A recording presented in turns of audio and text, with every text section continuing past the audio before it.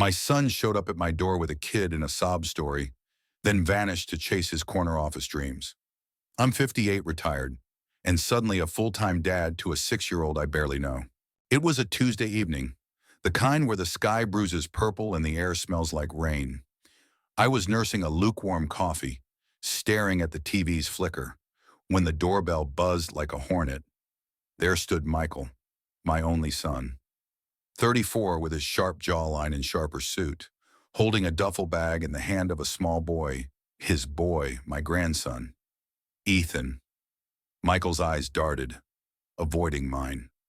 "Dad, I need a favor," he said, voice clipped, like he was pitching a deal. Before I could respond, he shoved Ethan forward, dropped the bag, and launched into a speech about his new chapter. His wife, Sarah, died 2 years ago, car accident. Tragic. Quick.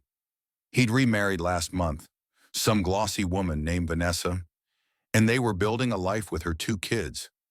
His tech startup was this close to a big break. Ethan, he said, was too much right now. He needed focus. He needed me to take the kid. For good. I stood there, mouth dry, as he rattled off logistics like I was his assistant. "His school's nearby. He's quiet. You'll manage," he said, already half turning to his sleek black car. Ethan clung to his leg, eyes wide, a stuffed bear dangling from his hand.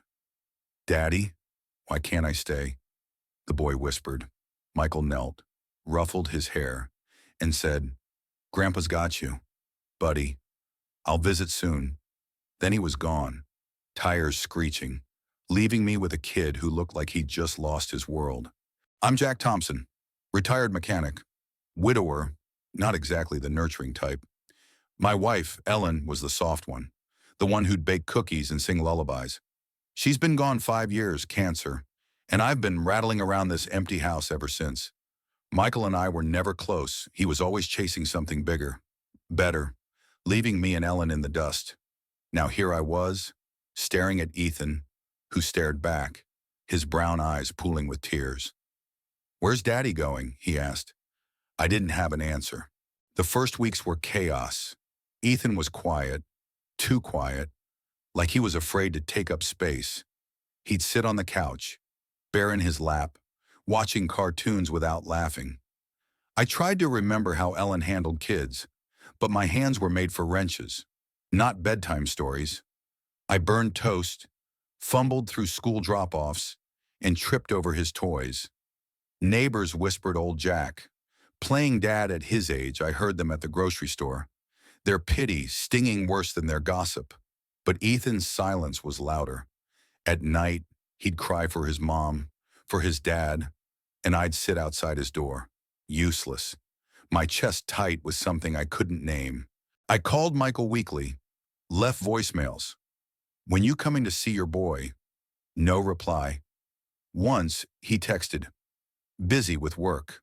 Thanks for handling it." Handling it. Like Ethan was a package, not a person. I started piecing things together from Ethan's stories. Michael had been distant even before Sarah's death, always at the office, leaving her to raise Ethan alone. After she died, he spiraled drinking, then Vanessa, then this new family he was building.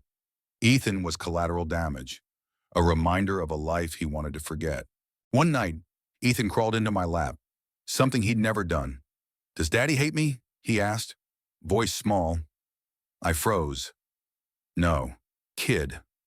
I lied. "He's just lost." But I was furious. Michael wasn't lost. He'd chosen to walk away. I started digging, calling old friends, even Sarah's sister, Lisa. She told me Michael had been planning to send Ethan to boarding school before I got roped in. Boarding school. At 6. My blood boiled. I wasn't perfect, but I'd be damned if I let my grandson grow up thinking he was unwanted. I threw myself into being grandpa. I learned to make pancakes, lopsided but edible. I took Ethan to the park, pushed him on swings, listened to his endless stories about dinosaurs. He started smiling, small at first, then real, toothy grins. I found myself laughing, 2, for the first time in years. But every night, I'd check my phone, hoping for Michael, dreading the silence.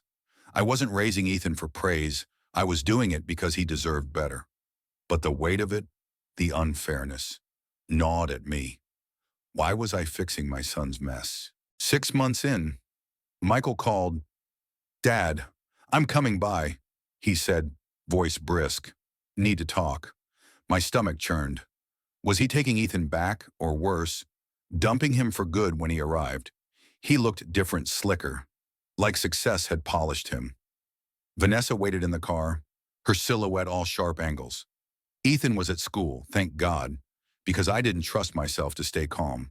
"Dad, you've done great," Michael started, pacing my living room. "But I'm ready to take Ethan back. Vanessa and we've got a system now. Her kids are older. They'll help." I stared at him, this stranger who shared my blood. "A system," I said, voice low. "He's not a project. Michael, he's your son." He flinched, but only for a second. "I know that," he snapped. "But I've got a career, a family. I can't do everything." "You don't do anything," I shot back. "You left him here. No calls, no visits. He thinks you hate him." Michael's face hardened. "That's unfair. I'm building something for him, for all of us." I laughed, bitter. "You're building a life that doesn't include him." We argued, voices rising, years of resentment spilling out. I told him about Ethan's nightmares, his questions, his fear. Michael looked away, jaw tight. "I didn't ask for Sarah to die," he said. "I'm doing my best." "Your best," I roared. "Your best was dumping him on me because he didn't fit your shiny new life." He stormed out, slamming the door. I sank into my chair, shaking.